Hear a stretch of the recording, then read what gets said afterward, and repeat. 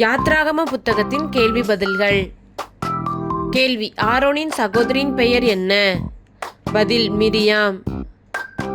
கேள்வி: ஆரோனின் சகோதரியாகிய மிரியாம் யார்? பதில்: தீர்க்கதரிசி. கேள்வி: தீர்க்கதரிசியாகிய மிரியாம் தன் கையிலே எதை எடுத்துக்கொண்டால் சகல ஸ்திரீகளும் தம்புருகளோடும் நடனத்தோடும் அவளுக்கு பின்னே புறப்பட்டு போனார்கள்? பதில்: தம்புரை எடுத்துக்கொண்டாள். கேள்வி: கர்த்தரை பாடுங்கள், அவர் மகிமையாய் வெற்றி சிறந்தார், குதிரையையும் குதிரை வீரனையும் கடலிலே தள்ளினார் என்று பாடினது யார்? பதில்: மிரியாம். கேள்வி: மோசே இஸ்ரவேல் ஜனங்களை சிவந்த சமுத்திரத்திலிருந்து எங்கே பிரயாணப்படுத்தினான்? பதில்: சூர் வனாந்தரத்திற்கு. கேள்வி: இஸ்ரவேல் ஜனங்கள் சூர் வனாந்தரத்தில் எத்தனை நாள் தண்ணீர் கிடையாமல் நடந்தார்கள்? பதில்: 3 நாள். கேள்வி: இஸ்ரவேல் ஜனங்கள் சூர் வனாந்தரத்தில் இருந்து மாராவிற்கு வந்தபோது மாராவின் தண்ணீர் எப்படி இருந்தது? பதில்: கசப்பாய் இருந்தது.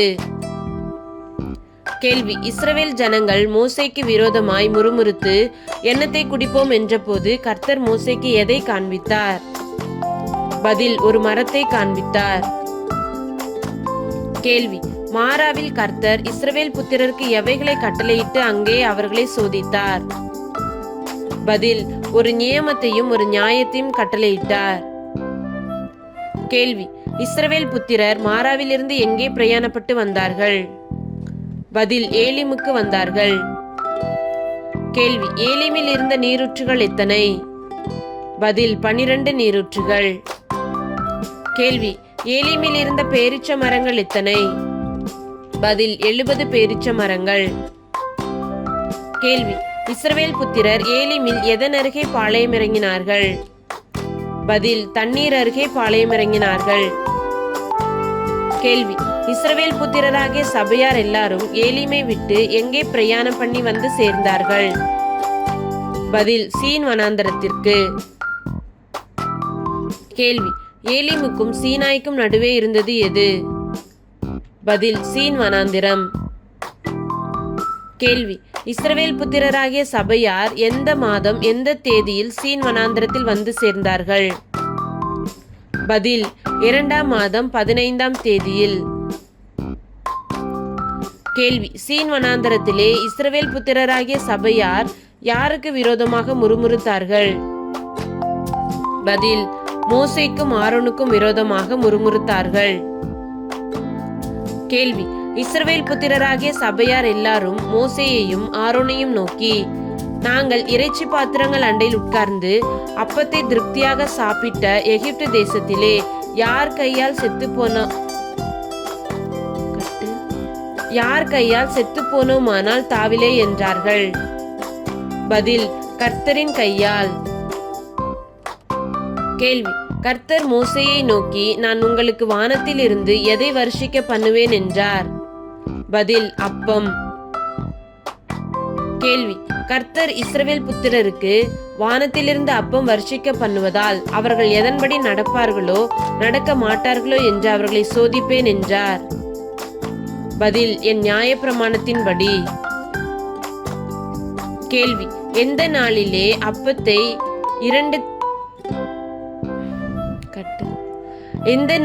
அப்பத்தை இரண்டத்தனையாய் சேர்த்து அதை ஆயத்தம் பண்ணி வைக்க வேண்டும்? பதில்: 6ஆம் நாளில். கேள்வி: மோசேயும் ஆரோனும் இஸ்ரவேல் புத்திரர் எல்லாரையும் நோக்கி, கர்த்தர் உங்களை எகிப்து தேசத்திலிருந்து புறப்பட பண்ணினவர் என்பதை எப்பொழுது அறிவீர்கள் என்றார்கள்? பதில்: சாயங்காலத்தில். கேள்வி: மோசேயும் ஆரோனும் இஸ்ரவேல் புத்திரர் எல்லாரையும் நோக்கி, எப்பொழுது கர்த்தருடைய மகிமையை காண்பீர்கள் என்றார்கள்? பதில்: விடியற் காலத்தில். கேள்வி: மோசே இஸ்ரவேல் புத்திரரை நோக்கி, சாயங்காலத்தில் நீங்கள் புசிக்கிறதற்கு கர்த்தர் உங்களுக்கு எதை கொடுப்பார் என்றான்? பதில்: இறைச்சி கொடுப்பார் என்றான். கேள்வி: மோசே இஸ்ரவேல் புத்திரரை நோக்கி, விடியற் காலத்தில் நீங்கள் திருப்தி அடைகிறதற்கு கர்த்தர் எதை கொடுப்பார் என்றான்? பதில்: அப்பம் கொடுப்பார் என்றான். கேள்வி: எவைகள் சாயங்காலத்திலே பாளையத்தில் வந்து விழுந்து பாளையத்தை மூடிக்கொண்டது? பதில் காடைகள். கேள்வி, விடியற் காலத்தில் பாளையத்தை சுற்றி பெய்திருந்தது எது? பதில் பனி. கேள்வி, பெய்திருந்த பனி நீங்கிய பின் தரையின் மேல் கடந்தது எது?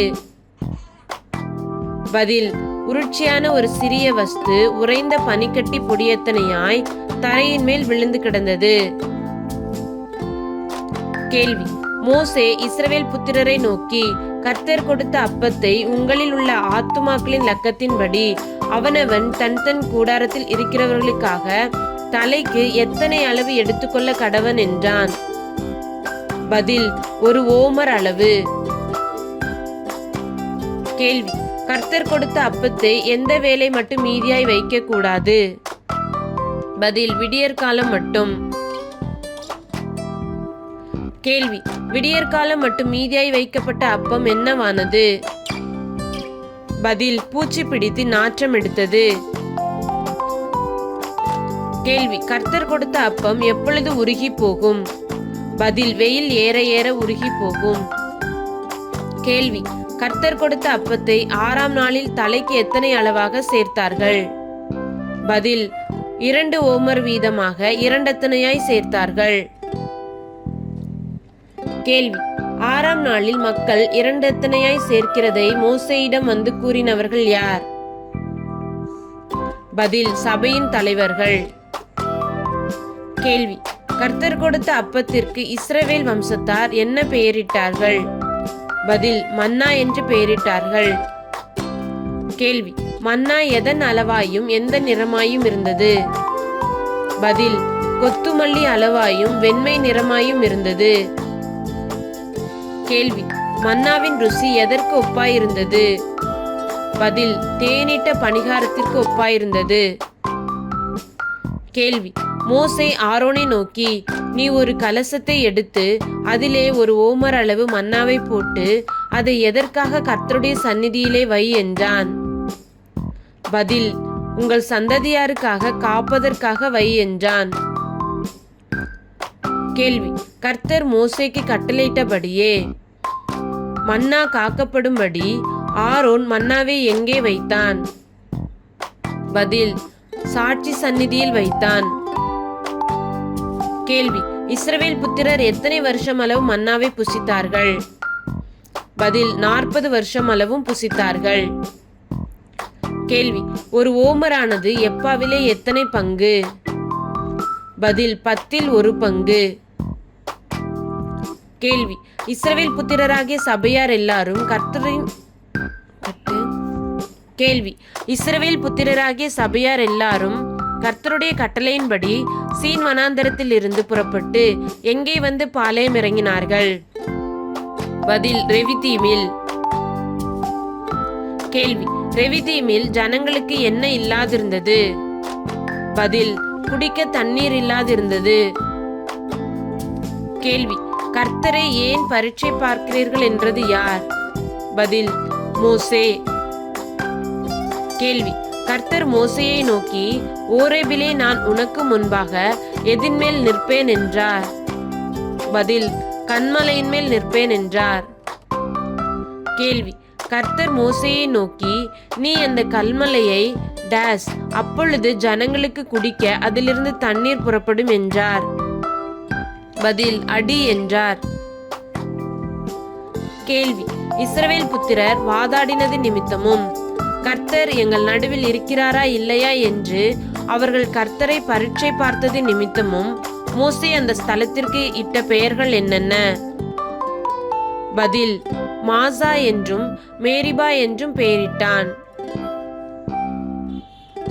கேள்வி, ரெவிதீமிலே இஸ்ரவேலரோடு யுத்தம் பண்ணினவர்கள் யார்? பதில் அமலேக்கியர். கேள்வி, மோசே யாரிடம் நீ நமக்காக மனிதரை தெரிந்து கொண்டு புறப்பட்டு அமலேக்கியரோடு யுத்தம் பண்ணி என்றான்? பதில் யோசுவாவிடம் கூறினான். கேள்வி, மலையுச்சியில் ஏறினவர்கள் யார் யார்? பதில் மோசே, ஆரோன், ஊர் என்பவர்கள் ஏறினார்கள்.